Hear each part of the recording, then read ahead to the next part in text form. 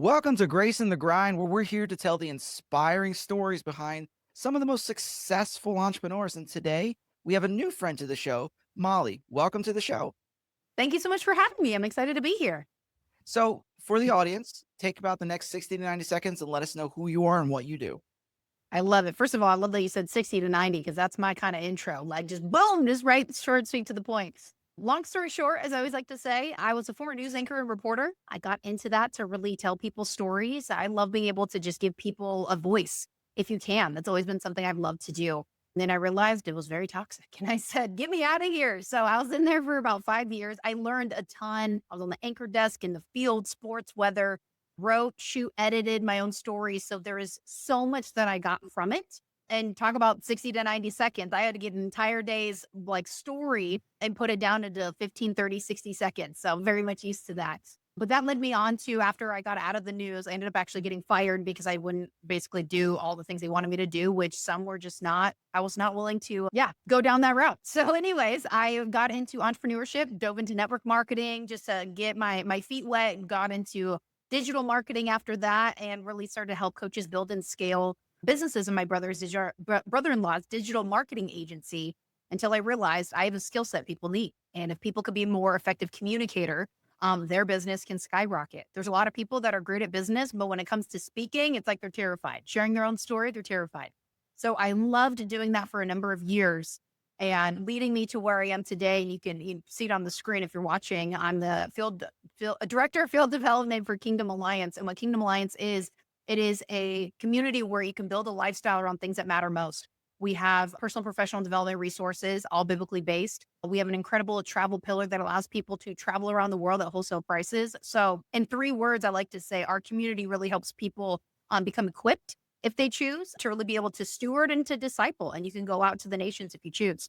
And there's also an earning component as it is a network marketing opportunity. And that's a whole story in and of itself of God saying we're going to redeem and restore the profession. And it starts with leadership. And that is a big piece to what our company is about. So that is a little bit of my story. I'm married. I live in Southern California. My husband and I have been married for 5 years. No kids yet, but we're both entrepreneurs. So our businesses are our babies at the moment. And we just pour everything we can into that. Nice. Thank you for sharing. We have a lot to unpack here because, and congratulations on making it 5 years with your husband. Thank That's an you. amazing feat. So they say Thank with you. the 5 years itch, once after 5 years and maybe seven, you're done. You're good. You're good to golden for the rest of your life. So I love it. I'm here for it. yeah, same. I think we're on the second half of that. We're on the 50-year package. We're 25 in. Come So on. I know. So let me dive into the news anchor stuff first because there's a lot there. And especially you were saying you were in a toxic environment and you've got all of these things and you were fired because you're not willing to do something. It takes a lot of integrity. So let's start with this. Let's start integrity first and move back into the toxicity. Where did you develop the confidence and the integrity to stand up to that and be like, I don't care about my job. I care more about this, that character?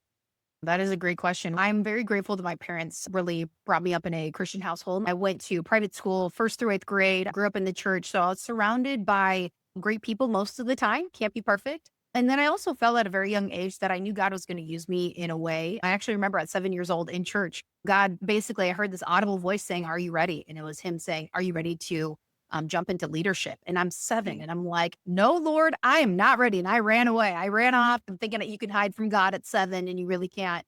But the beautiful part is he pursued me ever since. And at 27 stepped into that. And that's another part of, I'm sure the story we'll dive into. Oh, yeah. But I just knew that there was something deeper. And I always was just like, okay, how can I be a person of excellence, somebody of value? And I definitely grew up in a house where performance mindset was heavily ingrained. Call that a good or bad thing. It depends on how you look at it.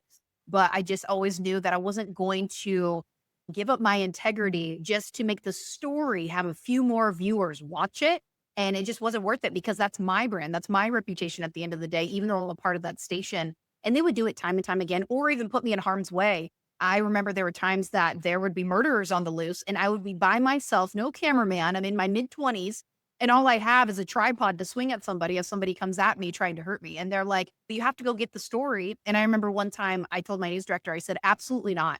And at that moment, I know in his mind, he wanted to probably let me go. And I was like, you were going to basically put me out there as like a sacrificial lamb for a story. Are you serious? I said, no. And then eventually he's like, yeah, you're right. Maybe not. human lives to them just were dispensable and Oh, just their wow. integrity was dispensable and it just wasn't for me. That blows my mind, the dispensability of human life. So then that brings into the toxicity question. And yes, we will unpack the 20-year running spree and as well as the performance mindset thing, because that brings up a whole other list of questions. But before we do that, let's jump into the toxicity because Mhm. a lot of times our environments, if we're not careful, get on the inside of us. How did you protect not becoming the environment you were in? That is a really great question. I was always very choosy on who I listened to and who I let in, especially towards the end, like when I really started to step up to my bosses and I was like, no, like I'm not going to do this. I even had to ask myself, like, where did that come from? Because I didn't like necessarily grow up in that environment. Be quiet, do what you need to do. But there were always moments where I just was like, no, I'm my own person. I'm going to do what I want to do. Call that pride, call that ego. But at the end of the day, like, this is who I am, and I have to know what I stand on. And being a believer primarily my entire life, it was just not something that was worth risking because what if they fired me and then I have to go somewhere else and start all over? It was all for what? So I really was choosing on who I listened to because of the old adage, listen to the people who have what you want. And there was very few people throughout as I've been just growing in my life that had what I really wanted. And it wasn't just money, it wasn't possessions, it was internal. It was how they thought, what they think, and their values. And a lot of people really just actually don't care about values, which is wild to me. They're willing to be flexible on that just to make a buck. And that just, no, I was never that person. Yeah, I appreciate that because I'm like that too. I will not never sacrifice for character because that's I gotta live with myself. Like, y'all live however you sleep, I have to live with myself.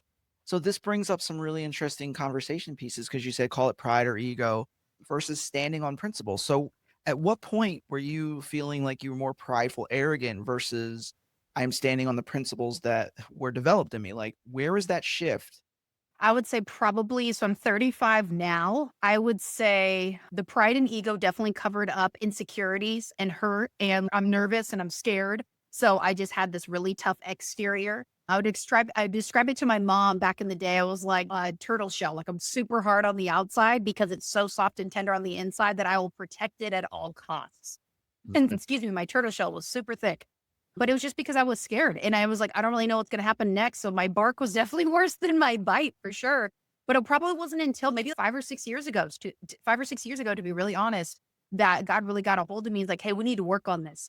Like you are safe. You're in a different environment. You're with me. You're fully submitted to me. And I would say I was a believer my whole life. I was baptized when I was 7, the first time. However, really fully submitted, not having one toe in, one toe out, but Lord, like my life is yours. Not saying I'm perfect, but it's yours and I'm gonna be obedient. Really 5, 6 years ago is when I really stepped into that more. And so then it shifted to principles of not just what I think is right, but who does God say that I am and how can I be more Christ-like in my actions? So it went from pride, ego to actually, Lord, and I would pray this, Lord, show me how you see them. Then I would start to Mhm. see their insecurities. Right. They're like, "Oh, you know what? We need to get her to lie about this or to do that because my job is on the line if we don't make this juicy enough." Like, he would get me to see other things and other perspectives that really weren't in the physical, kind of more in the Right. spiritual, so that knowing, and that was a huge shift for me. So then this brings up an interesting question. So you're 35 and you said about 5 or 6 years ago. So that's put you at about 29 to 30. And you at the opening of this interview, you just said, I stopped running from God at 27. So 20 years because you were 7 when you ran from God, 27 when he finally caught you and you stopped. So but there's a 2-year Mhm, process mhm. between when you stopped and said yes and now you're overcoming the ego, the pride, some of the insecurities and things like that. And obviously it's a journey, so we're going still in those process. So what were those 2 years like as God was starting to break you of those things and was starting to mold you into who you are today? Ooh, this is good. I love it. I love your questions are great. It's like actually pulling things out that I don't think anybody's ever asked before or really looked into before. So, yeah, at 7, I said, Lord, I don't know what, when you say go, like dive into leadership, I didn't know what that meant. However, he kept putting me in leadership positions, student council, leading sports teams, whatever. Everybody's, you're the leader, you're it. So he was preparing me along the way. But when I really stepped into it is when I got out of the news industry, jumped into entrepreneurship. Now I'm doing things on my own and I'm trying to set up this life for myself. And I don't have anybody in my family that has ever done that. So a lot of that was the breaking and probably even went beyond from 27 to 29 into my 30s, the breaking of you like think you're in control, but you're really not. In entrepreneurship, you can ride the roller coaster and get wildly nauseous because you're writing it, or you can try to stabilize your emotions and your feelings and really trust discernment. And that's one of the biggest lessons I learned. So many people, including myself, I was led by emotions and feelings rather than discernment, because on the back of my mind, I'm like, yeah, God, okay, yeah, you know what you're doing, but I can do it better. That's what Mm, he was breaking me up. He's like, "No, you can't." And entrepreneurship will break you in the best ways because it just does it. It just does it like that. does. But depending on how willing you are to let God show, reveal, and then heal those areas that really need to be healed. Yeah, entrepreneurship does definitely reveal and break things that you never knew you need broken. So when God called me into that, I was like, wow, okay, Lord. So this brings up an interesting thing because I oftentimes joke and I say I'm a recovering perfectionist. And because I dealt with a lot of insecurities, you talked about the turtle shell, and the harder the shell, the deeper the hide. But it also links to the performance mentality you mentioned earlier. So as somebody who grew up, I was a gifted ADHD kid, so I grew up performance good, anything else bad. So there was that. How did you make the shift from I judge my internal well-being or who I am based on all the things I'm producing to it's okay to be who I am and I'm okay with that? Like where was the shift happening for you for that? Gosh, I would say truthfully, in building this company that we now have, Kingdom Alliance, we started it back in June of 2020. That's when I really had to, because I've been an entrepreneur at that point since 2017 to 2020, so 3 years. There was a lot of breaking and molding into that, but starting up this company, it was something that I've never seen done before, helping, first of all, women, Christian women, money mindset, growth, freedom, all these things. And you're battling a lot of religious beliefs. You're battling a lot of things. And so there would be things that wouldn't move, growth that wouldn't happen necessarily, like in the business that in other businesses would take off if I did this, that, and the other thing. But God, I'm doing a new thing. So I would say with even like the last couple of years, I would say maybe even within the last 2 to 3 years, he's really been able to highlight, hey, this is still a problem. And you need to just love yourself wholly. And it's not attached to the outcome, even though at the time, like a couple of years ago, I would have people that I love dearly would try to speak over and into me. And I would have to block it of like, I'm not accepting that as truth because they're like, why don't you give up on this thing? Why don't you go do something else? Why don't you blah, blah, blah? And I was like, I'm not asking this of you, and I have to shut that off. And so recovered people pleaser, right? I love Right? you and I care about you and what you say actually matters to me, but you're trying to get me to walk away from what God's having me press into to start a new movement that he's wanting to do something big with. So within the last couple of years, I've really had to look deep and just really know my identity, my value, and who he says I am, nobody else. And then truthfully, sometimes we still battle from time to I'm not gonna say I still battle from time to time of here are the metrics that I put out. That Right. didn't produce the way that I thought it would, but God is not linear. It's not logical. He is the master of multiplication. And so I've really within the last year, I would say, have come to a peace of I have done all I can do. It's up to him. And I hear in my spirit all the time because I'm just very clear of it's coming, different, whatever the it's coming is. There's a lot of Right. different things that are attached to that. But that piece right there is so key because so many people miss that part. And that really is the real gift, knowing you've done all you can do and he's going to fill in the rest and just keep being obedient to the next step, even if it doesn't make sense for whatever has happened in the past Mm. and how things used to add up. So then now this brings up an interesting just thought for me. So you're doing all of this. So how painful did it get in the breaking process of you trying to get a hold of your real identity versus the shell identity that you had to hide and just make everything look pretty, make everything produce? Now you're getting into this place of I'm a child of God. I've accepted that. I'm developing that. And I'm owning that. How painful did it get for you in the transition to that? And how did you not say I quit? Definitely did. I said I quit many times. However, I did not. Words came out, but the actions didn't follow. Right. So it Right. just was like, I just can't do this anymore. And honestly, there have been so many moments within the last 2 years of, and I know this is a lot of people too, I just can't do this anymore. This Right. is so hard. I would say, when was it? Maybe like 2022, 2021. I started discovering the secret place, meaning my alone time with God. I found my spot.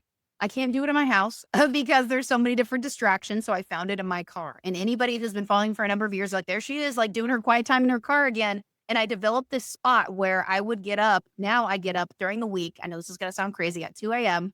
And between 2 and 3:45, I have my quiet time in the car before I go to the gym.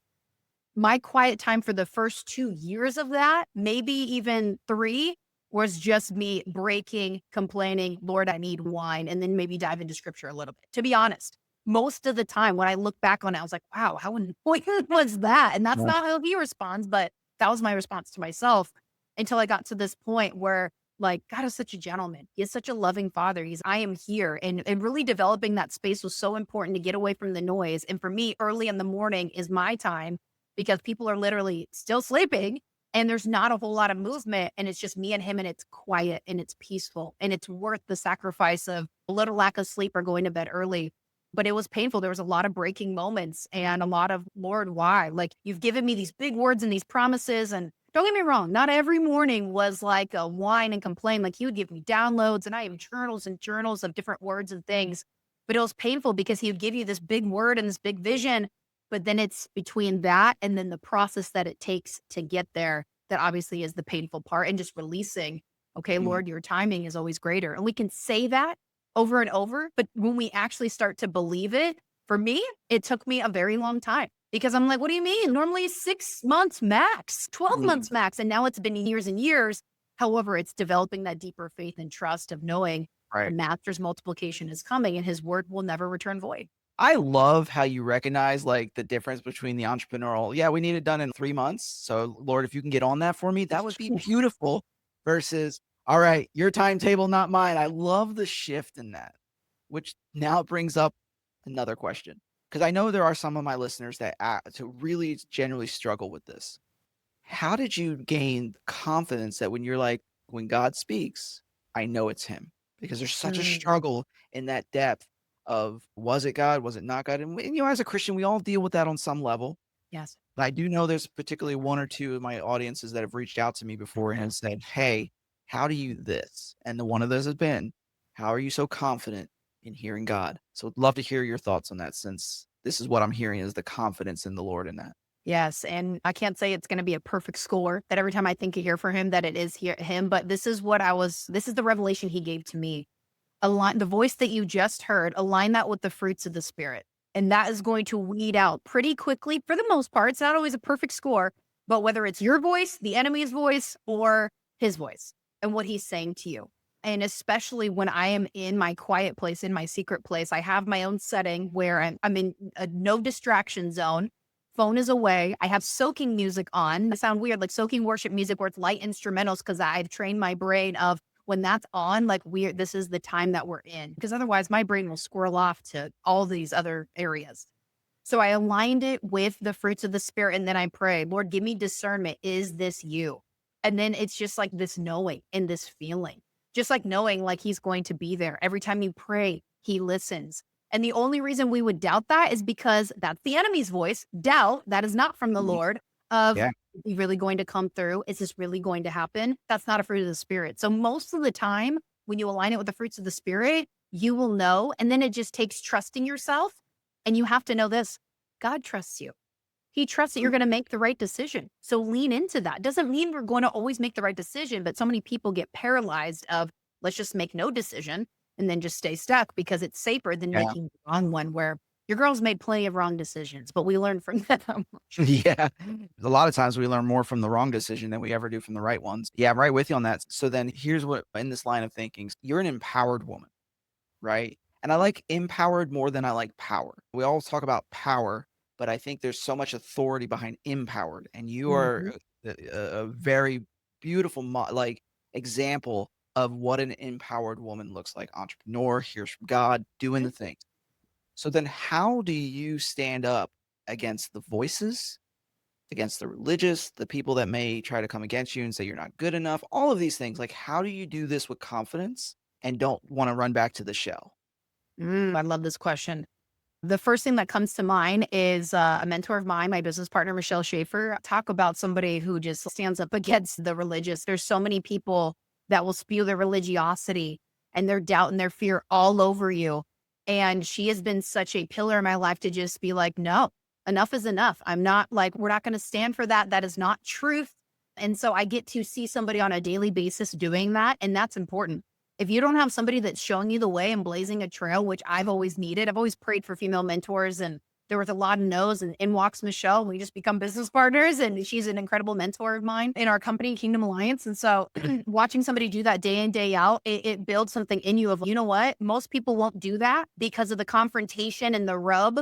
But why are we so comfortable of just letting people talk all this nonsense all over us? So it got me to look at myself even before I met Michelle, of like, what do I stand for? What do I stand for? And the pandemic taught me a lot of that because in 2020, we had no idea what was going on. We didn't know what was going to be shut down, the internet, the world. Like we had no idea what was going on. So I said, Lord, where do we go? What do we do? I came across this shirt that I ended up purchasing and it says, think why it's still legal. And it's funny. And I wore that thing until I couldn't wear it anymore and had holes in it. Yeah. However, it got me to be like, what do you actually think? What do you actually believe? Like you have to do the digging. And for so long, I was just like, that sounds good. That sounds good. I'm going to put this in my cart. Oh, yeah, that sounds good. Rather than, no, but do you really believe that? Is that Right. something you can stand on? Do a little research, do a little digging. My husband's great at this. If he wants to know something, he does a lot of digging and way more than I would do. But I respect the Right. fact that he really wants to know that he knows. So then you can really stand up against it. Because a lot of believers, a lot of people who call themselves Christians will go to church. The pastor will spoon feed. Check Yep. that in your own time. Like use your discernment to be like, do I believe in that or not? And you're not going to believe everything. But for the longest time growing up in church, I remember being a part of the church I was growing up. Oh my gosh, if I was a part of that now, I would scream if I was at service, being like, this is so dry and not real. Right. And it allows people to just shrink and not feel like they actually have a voice when there is so much power that is in us and God gets to use us. And when you understand that we are his highest form of creation and we get to be used, that doesn't have to be a scary thing because he's always with us. It really does something to you. And maybe it's just me. Maybe I'm the only one. But at the end of the day, I know that God built me for something so much bigger than just to collect a check, be a wife, be a mom. Those are all amazing things. Be a great friend, daughter, all the above. It's so much bigger than that. We all have a voice. We all have a story, and our story matters. And so, yeah, it fires me up every day because I know my calling is so much bigger than just me. Yeah, absolutely. I love what you said there too. It's always double check. I'm like that. Me and my wife have the same dynamic. I get hyper focused and I want to learn like everything. Like I'm digging and she's, oh, this is cool. And so I'm trying to teach her how to dig. So it's been an interesting dynamic. She's loving it. One thing the Bible says actually in Acts, it says the Bereans went back and double checked everything Paul said and they were counted as an noble, which shows us that even Paul, he's the reason why we're all Christians right now. There were people double checking him and they were seen as like these amazing people and noble, like we should do the same. Hmm. And so I love how you brought that out. That's my soapbox area that I usually get on sometimes on Facebook. Like, yo, let's not just take it at Yes. value. I love that. Come on. So let's tie this back around because you've mentioned it through the several ports of this points at this interview. Give people a voice. So where did that develop? Was it something in your life where your voice was taken and now you're trying to not only develop the voice that you believe was taken and help others do the same, or was it something like I had a voice and God is just helping me amplify it to give it to someone else? Explain that for me. I would say growing up, a lot of people would say, you're too much, you talk too loud, sit down and be quiet. However, I just didn't. I just kept Yeah. going. So I was like, okay. So I always push back a little bit. And then funny enough, I get into the news industry where I want to help other people have a voice. I was trained to obviously be able to speak, right? Right. And understanding how so many people are scared to have a voice because the imposter syndrome or whatever you want to call it, like, why me? And I've really helped people reframe, why not you? And if God gets glory through our testimony, yet so many people are terrified to speak, how is he going to get the glory that he truly deserves? And it's never going to be enough, but at least it's something. It's what we can bring. All we have is what we can bring. Mm. And so many people are just terrified because they've had so many family members or experiences or whatever. If you're too much, be quiet. You're shy. So they grow up shy. Now they're a shy adult and they've taken that on as an identity. Because I could have gone the other direction and been like, oh, I am too much. Maybe I shouldn't. Maybe I should. But I kept digging into that, being like, why is this so flagrant? Why is this so loud coming back at me? And when something is this is always popping up, I tend to look at that more of Right. maybe this is somewhere I need to go because the enemy's trying to block me from breaking through something here. I know that the news brought me into a space where I can learn how to do that, help Mhm. people develop that voice. And it's what they've always had, but just how can you put it together where you can help unlock your story and it can unlock other things in other people. And inside our community, we have a speaker academy that really helps people dig down deep. And Just get the stories that are in there and get it out because you didn't go through everything that you've gone through in your life for that to just stay stuck inside of you. Like people love stories. They want to be inspired. It's some of the best movies, the best things that people love to see is just the underdog, the overcomer. And there's Right. so many more overcomers out there. But yet we sit down, we're like, oh, not me. It doesn't really matter. And I rebuke that lie and it drives me insane. And I usually get a lot of righteous anger around it because I'm just like, no more. Come on. Yeah, I love that. Hey, listen, I'll take everybody can have their righteous indignation or their righteous anger and all that stuff. But listen, if you're speaking truth, speak truth. Just end the Mhm. story. It's because in the end of the day, I'd rather offend your mind and save your heart than try to save your heart and offend those instead of offend your. I just messed that whole thing up. That's funny. So I meant to, you ever have those four thoughts that just came in at once and you're like, wow, that just happened. And we caught it on air. So here, even we all get it, right? I love it. So I had a mentor once told me, he said, offend the mind to reveal the heart. Right. That he had said that one time. And I was like, you know what? I'd rather offend your mind instead of saving your heart, as opposed to offending your heart to save your mind. Because there's this dynamic in there is we're always going to have a troll. We're always going to have somebody who's angry at us. We're always going to have those. Even Jesus had those. Yep. And so I love that. Like, just stand up, the voice. And you hear it here on the thing to the audience. Like, just stand up and use your voice. And I'm going to highly recommend that you get connect with Molly and what she's doing, how she's doing it, because this is a very empowered woman who, then if you feel like a very good connection, a very strong calling, the Holy Spirit's kind of knitting you guys together, make sure you reach out to her. And we will put all those things in the show notes in a minute. But before we do, let's talk about the wisdom bomb. For my listeners, you've been here with the show for a while, or maybe this is your first time. We do what's called hashtag wisdom bomb. If you go on my Facebook at Lead with Jim, you see it. I've been doing it since 2019. It's this hashtag wisdom bomb. It's a portable truth. And the portable truths is, hey, this is something you take in your life and do it today. With that being said, Molly, what is a wisdom bomb that you would give to the audience? I love this is one of my favorite quotes. When I heard it, it stuck with me for life. I'm gonna say it the way that it was said, and then I'm gonna phrase it so we can take it on for our own self. I fight for people's possibilities while they fight for their limitations. Mm, You need to fight for your own possibilities in the midst of your body even trying to fight for its limitation. Our body's always meant to keep us safe. But in a comfort zone, nothing grows. And so many people are just, especially over the last couple of years we've had, I get it. Things were not easy. They were hard, but it's time to press through. It's time to have this time next year, your life look like something totally different. And if we just keep letting the same things hold us back of what people think, letting people speak into your life that shouldn't be, it's time to cut that off respectfully, being like, I love you and no more. Here is my boundary. In 2025, we need to set some very clear boundaries, not only for ourselves, but just for other people that are around us, because the dreams and visions that God has given put in our hearts and has given to us, like it deserves at least that.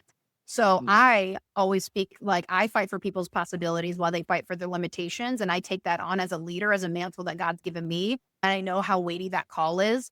At the same time, when I meet people with that same energy, they're like, wow. And sometimes you might be the first that has ever done it for somebody else, or even just for yourself.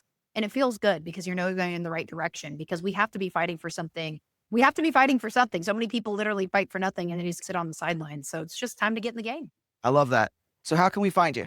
I would say, gosh, I'm all over social media. Instagram, Molly_Trotter, Facebook, Molly Trotter-Gomez. Those are probably the easiest. I'm always on those. I know we have a lot of links below, so you can click those. I think there's probably TikTok, LinkedIn, our website, all the above. But I would love to hear what was something that you got from the show. And Jim, I just want to say thank you so much for hosting this show. You are an incredible question asker. You probably asked me questions that I have never been asked before. And I just want to honor you for that, because that really shows just the attentiveness that you have and really just being able to draw that value for your audience. I just want to say thank you for just giving me a place to share my story. And I hope it blessed somebody today. Definitely has blessed me, and it's an honor to have you on the show. And so thank you for saying yes and coming off and having this conversation. So you guys who are the audience, we will make sure all of that is in the show notes. Click it, do the thing, go connect, message, ask about the community, because it sounds like it's a beautiful community. Especially, I think you said you're focusing on women. Do you do other than women, or is it just women? Yeah, so we primarily started that way, but we rebranded. So Kingdom Alliance is open to anyone that really just wants that,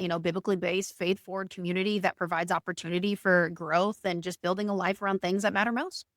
Awesome. So thank you for the clarity. So that way, to you, the audience, man or woman, whatever it is, connect, and figure it out, learn to make money while do ministry, entrepreneurship, and travel. Some of my heartstrings are already pulled. So, with that being said, thank you for listening to the show. Make sure you do the thing, whatever platform you're on, whether YouTube or Apple or iRadio, make sure you hit the follow, hit some reviews, and share it with a friend. With that being said, you have been listening to Grace in the Grind, and we're telling the inspiring stories behind some of the most successful entrepreneurs. And with that all being said, we will see you on a soon episode or the next episode. This has been Grace in the Grind. We hope you've enjoyed the show. If you did, make sure to like, rate, and review. And we'll be back soon. But in the meantime, find us on social media at Lead with Jim. Take care of yourself. And we'll see you next time on Grace in the Grind.